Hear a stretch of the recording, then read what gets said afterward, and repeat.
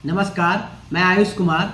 आज हम जमालाबाद आश्रम, जिसका ऑफिशियल नाम राम लखन जीवन ग्राम आश्रम न्यास है, उसके पुनरुद्धार के लिए लेफ्टिनेंट कर्नल बजरंग बिहारी सिंह के प्रयासों और पूजनीय लक्षणदेव बाबू की अध्यक्षता में जो बैठक की गई के धन्यवाद ज्ञापन स्वयं लक्षणदेव बाबू ने की, उसका हम निचोड़ आज इस वीडियो में देखेंगे। तो आप इस वीडियो को पूरे अंत तक देखें, जिसमें उन्होंने जयप्रकाश नारायण, बद्री नारायण, ध्वजा बाबू, इन सभी के साथ कार्य करने का अनुभव साझा किया है।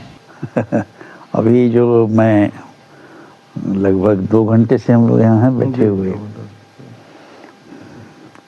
मैं सिर्फ सुन ही नहीं रहा हूँ, बल्कि समझिए कि मेरे मन में यादों का एक, जिसे तूफान कहते हैं, वो चल रहा है। जमालाबाद से मैं शुरू करता हूँ। उस समय मैं पूसा रोड में अंबर चरखा अधिक से अधिक लोगों तक जाए, वो काम करता था। अंबर प्रसार योजना, और वहाँ एक सघन क्षेत्र बना था 7 प्रखंडों का। उन्हीं 7 प्रखंडों में से एक विधानसभा क्षेत्र में कर्पूरी जी विधायक हुआ करते थे। वहाँ हम लोगों की बहुत सक्रियता थी और हम लोग काम करते थे। एक रोज़ ध्वजा बाबू का हमको संवाद मिला कि आके मिलिए। ध्वजा प्रसाद साहब, वेल नोन ध्वजा प्रसाद साहब। अगले दिन मैं वहाँ से मुजफ्फरपुर आया। उस समय किराया था 8 आना पूसा रोड से मुजफ्फरपुर का। मैं आया तो ध्वजा बाबू ने कहा कि आप जमालाबाद जाइए। कहाँ है जमालाबाद, मालूम नहीं। तो उन्होंने कहा कि इधर है झपहा की तरफ, तो आप वहाँ पता लगा लीजिए, वहाँ जाइए। वहाँ 2 वकील रचनात्मक काम करने के लिए आए हैं, जरा उनको देखिए क्या करना चाहते हैं। तो मैं जब गया तो साइकिल से मैं गया मुजफ्फरपुर से जमालाबाद। एक झोपड़ी और एक लालटेन उस समय कुछ जर्जर हालत में वहाँ रखी हुई थी। अंधेरा होने के पहले ही मैं वहाँ पहुँचा था। तो मैंने जब देखा तो कहा कि वही लोग वकील हैं और यहाँ इस हालत में आए हैं, क्या करेंगे। देख लिया, उन लोगों से थोड़ी बात तो हमने की। कैलाश बाबू और बद्री बाबू दोनों थे वहाँ।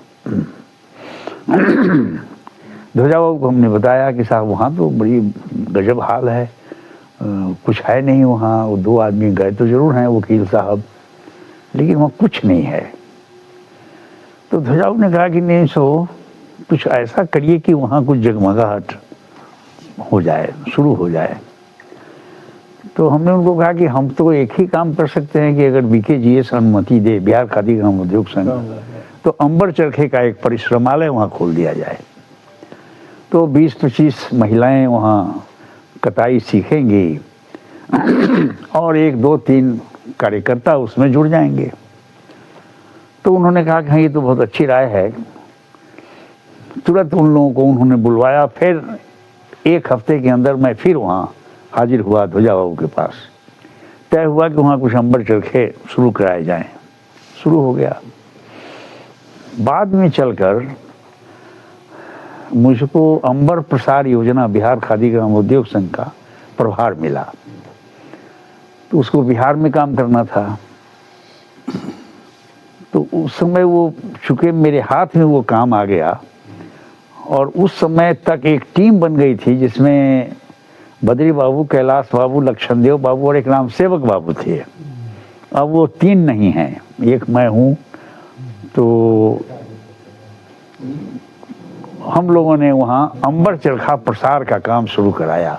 अभी उसमें अपने खादी ग्राम उद्योग का भी जिक्र किया है। उसमें खादी ग्राम उद्योग का काम शुरू हुआ, सब काम आगे बढ़ा। अब ये किस्सा तो बहुत लंबा है। मैं जुड़ा रहा सब दिन वहाँ। किस साल का बात है ये?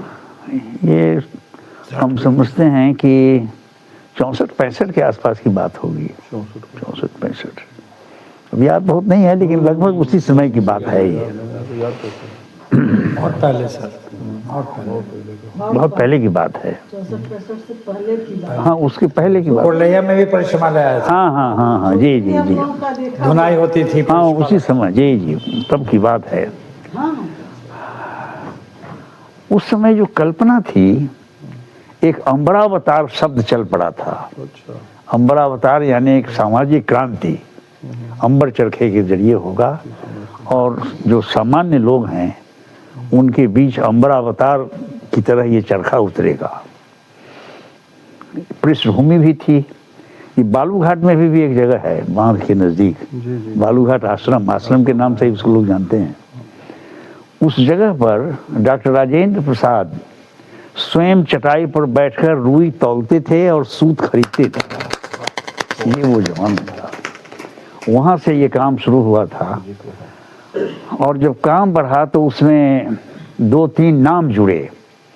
एक नाम था लक्ष्मी बाबू का, लक्ष्मी बाबू, दूसरा नाम था ध्वजा बाबू का, और तीसरा नाम था रामदेव ठाकुर का। ये रचनात्मक कार्य के त्रिमूर्ति माने जाते थे।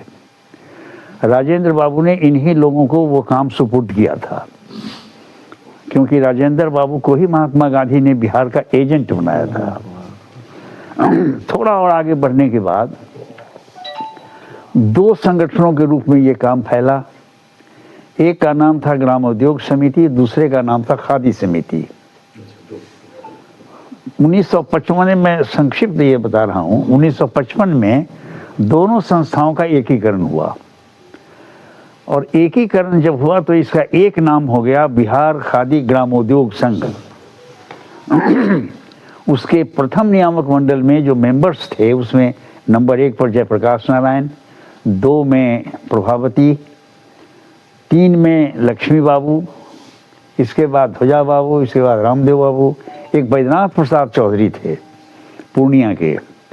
बैद्यनाथ प्रसाद चौधरी का जलवा उस समय ये था कि उस समय 37 MLA होते थे पूरे पूर्णिया तरफ के। हाँ, कटिहार के लिए। उसमें एक आदमी बैद्यनाथ बाबू की राय के खिलाफ नहीं जा सकता था, ये उनका रुतबा था। एक काम शुरू हुआ जब, और ऐसा नियामक मंडल जिसमें जयप्रकाश नारायण मेंबर हों और इस तरह के लोग हों।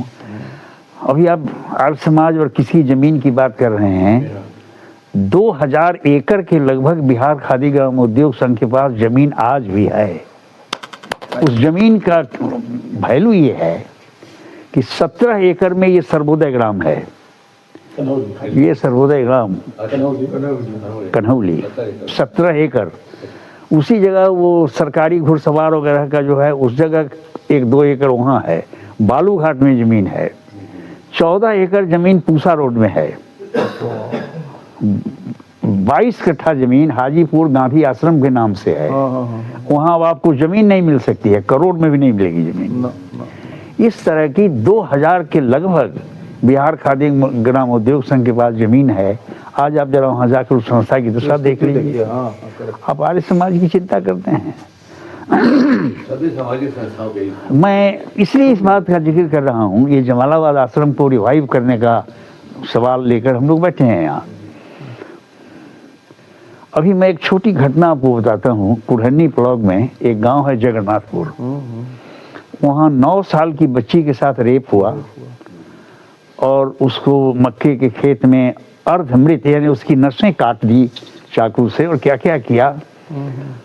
सबसे पहले जाने वालों में वहाँ अभी भी मैं भी था वहाँ, और बाकी कुछ लोगों को हमने खबर की, वो लोग आए भी। बहुत हंगामा हुआ, फिर वो सजा केस वो सब हुआ है। लेकिन हमारा ये कहना है, जो हमने ये किस्से इसलिए आपको सुनाए कि एक सामाजिक आवाज उसके खिलाफ नहीं उठी आज तक। एक आवाज कहीं से नहीं उठी। हम नतीजा ये निकालते हैं कि एक लाश, मुर्दा आप धारा में फेंक दीजिए तो वो लाश जो है सो पानी में चला गया। एक दूसरा जीवित आदमी अगर होगा, वो भी पानी में गिर जाए किसी तरह से, वो बचा पाए अपने को या न बचा पाए, लेकिन वो हाथ पांव जरूर मारेगा। अब हो दौड़ा हो बचावा डुबई थती कुछ न कुछ करेगा। लाश जो है वो गांवा का ही क्यों न हो, वो आवाज नहीं निकालेगा, उसी धारा के साथ बहेगा। एक बड़ा सवाल पैदा हो गया है। हम लोग जमालाबाद को सक्रिय करने की बात सोच रहे हैं। उस समय मैं वहाँ के डे टू डे कामों से जुड़ा रहता था, तो हम लोग ये कोशिश करते थे कि एक गांव में, एक पंचायत में कुछ लोग हों जो गांव को स्वावलंबी और स्वायत्त बनाने के लिए काम करें। ये हम लोग सोचा करते थे उन दिनों जमालाबाद में बैठकर। और इसी सोचने के दरमियान साइकिल से अकेला रमई राम वहाँ पहुँचे। जब हम 4 आदमी बैठे हुए थे वो फील्ड में, कैलाश बाबू, बद्री बाबू, रामदेव, राम सेवक बाबू और मैं, सब लोगों के उसने पैर छुए और कहा कि मालिक के तरफ से हम खड़ा भेली है, हमारा मदद कर जाओ। मालिका ने रघुनाथ पांडे साइकिल से वो गए थे। वहाँ से जमालाबाद का कार्य प्रारंभ होता है। इतना कुछ हो गया, लेकिन एक आवाज़ कहीं समाज से नहीं निकली जमालाबाद को फिर से चालू करने के बारे में। ये तो धन्यवाद के पात्र हैं कर्नल वीवी सिंह, जिन्होंने इस सवाल को लिया है और आज उठाया है। अभी कुछ नाम लिखे गए, ये बहुत जिम्मेदारी का काम है और मैं समझता हूँ कि क्या काम करना है ये बाद में सोचना पड़ेगा। आज की परिस्थिति में कहाँ से काम शुरू हो, हर चीज़ के पीछे ये कारण है। बद्री बाबू भूदान कमेटी के चेयरमैन हो गए, उसका भी ये कारण है, कैसे हुआ और कैसे कैसे वो बने, और उसके लिए कैसे जयप्रकाश जी का प्रोग्राम जमालाबाद का बनवाया गया। मैं उन दिनों मुजफ्फरपुर जिला सर्वोदय मंडल का अध्यक्ष था और 70 में जब जेपी आए मुजफ्फरपुर, वो नक्सली चैलेंज एक हुआ था, कुछ लोगों को मारने की धमकी, तो वो आए तो सर्वोदय ग्राम में पहले उन्होंने मीटिंग की और नेतृत्व तो इसको कहते हैं कि जब 200-300 लोगों को वहाँ बिठाया गया, सभी पार्टियों के लोग थे, तो जेपी ने कहा कि मित्रों, मैं आपके भरोसे मुसहरी नहीं जा रहा हूँ। तो मुझे भी ये धक्का लगा कि साहब लोगों को बुला के बैठा के क्यों आप ये बात कर रहे हैं। लेकिन उन्होंने कहा कि मैं आपके भरोसे मुसहरी नहीं जा रहा हूँ, फिर मेंशन किया जनता के भरोसे जा रहा हूँ। जनता के बीच जो भरोसे का सवाल था, आज कहीं रत्ती पत्ती रह गया है क्या? कुछ नहीं। अगर जमालाबाद को आप फिर से शुरू करना चाहते हैं या आर्य समाज की जो संपदा है उसको बचाना चाहते हैं, तो कौन बचाएगा? हम लोग जो यहाँ बैठे हैं, मैं समझता हूँ कि हम सभी लोग समान रूप से जिम्मेदार हैं कि हमारे सामने एक से एक बढ़कर अनर्थ हो रहा है, हम चुप बैठे हैं, कहीं से कोई आवाज़ नहीं निकल रही है। अब जगन्नाथपुर की घटना से अगर कोई आवाज़ न निकले तो आप समझ सकते हैं कि समाज बिल्कुल उस लाश की तरह है जो धारा की तरह बहना शुरू कर दिया, कोई फर्क नहीं पड़ रहा है। तो मुझको लगता है कि आज की शाम बहुत मुबारक हो कि हम इस दिशा में कुछ कर सकें। कृष्ण कुमार जी यहाँ सामने बैठे हैं। मैंने कभी इनके स्कूल में भाषण करते हुए कहा था कि इस विद्यालय की सार्थकता इस बात में है, आज तो ये एक छोटा बीज दिखलाई पड़ता है, इसके पीछे जो वृक्ष है, अरे वो बरगद का बीज तो इतना छोटा होता है कि आप चुटकी से उठा नहीं सकते हैं, इतना छोटा, लेकिन उसका पेड़ बहुत विशाल होता है। तो हमने कहा कि इस बीज में अगर वृक्ष है तो उसका दर्शन करा देना, ये शिक्षा का काम है। तो हम समझते हैं कि ये जवाबदेही बहुत बड़ी है और आज इस पर जब बात शुरू हुई है तो ये मान के चलना चाहिए कि कुछ न कुछ अच्छा होने वाला है। लेकिन समाज की आवाज़ बंद हो जाए, ये बहुत चिंता का विषय है। अब अभी आप देखिए, इस देश को आज़ादी तो मिली संघर्ष से, बड़े लंबे संघर्ष से आज़ादी मिली। संविधान मिला है, ये लोकतंत्र मिला है संविधान से, लेकिन जो लोकतांत्रिकता होती है उसका कोई प्रशिक्षण है क्या हमारे यहाँ? हमारी शिक्षा के सामने यह भी एक सवाल है। अगर लोकतांत्रिकता का प्रशिक्षण हो तो कोई भी मतदाता वोट नहीं बेच सकता है, वो चाहे जो बेच दे, वो बहू बेटी बेच देगा लेकिन वोट नहीं बेचेगा। आज तो एक शाम अच्छे भोजन पर वोट बिक रहा है, 500 रुपए पर वोट बिक रहा है, और आज तो 10,000 रुपए में वोट बिका है। और कल 25,000 वाला वोट खरीदार नहीं होगा, ये आप नहीं कह सकते हैं। जिस तरफ जा रहा है डेमोक्रेसी, उसमें 25,000 वाला कल वोट खरीदेगा। और इस लोकतंत्र में लोक कहीं दिखलाई पड़ता हो तो बताइए। लोक की भूमिका तो खत्म होती जा रही है। तो हमारी शिक्षा के सामने भी एक बहुत बड़ा सवाल है। दुनिया के बहुत सारे देश हैं जिन्होंने खिलाफ बगावत नहीं पैदा हो रही है, तो फिर उस शिक्षा का कोई मान ही नहीं है। कई बड़े सवाल हैं। जमालाबाद का ये मिशन थोड़ा आगे बढ़े तो हम लोग उस पर बैठें, बात करें। निराशा का कोई सवाल नहीं है। ये प्रयत्न साध्य जरूर है, असाध्य काम नहीं है। असाध्य नहीं है, प्रयत्न साध्य। हम लोग कोशिश करें तो अच्छे नतीजे निकल सकते हैं। लेकिन आज जो चुनौती है उसके योग्य हमको बनना पड़ेगा। ये एक मैं महसूस करता हूँ। जो आपके सामने रखा वैसे ऐसी जमात में अपनी बात न रखी जाए तो फिर बात की जाए कहाँ। अभी देखिए एक बड़ा चल रहा है इस देश की राजनीति में भी, नागरिक नियामक होता है, प्रजा नहीं है नागरिक। प्रजा फॉलोइंग होता है, पालन करने वाला। नागरिक नियामक होता है। तो हमारा नियामक ही जब अपना ईमान चंद पैसों पर बेचना शुरू करता है तो हमारी शिक्षा के सामने तो एक बहुत बड़ा सवाल खड़ा हो गया है। 75-77 वर्षों से हम देश में स्कूल बढ़ रहा है, शिक्षक बढ़ रहे हैं, क्लासेस बढ़ रहे हैं, हालत ये पैदा हो रही है। स्कूल में 27 टीचर हैं। तो यही मुझको जो थोड़ी सी बात मेरे मन में है वो मैंने आपके सामने रखी है।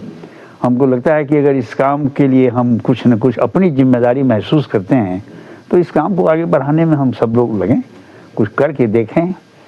चलेंगे तो पहुंचेंगे जरूर, एक जगह खड़े रहेंगे तो कुछ होगा नहीं।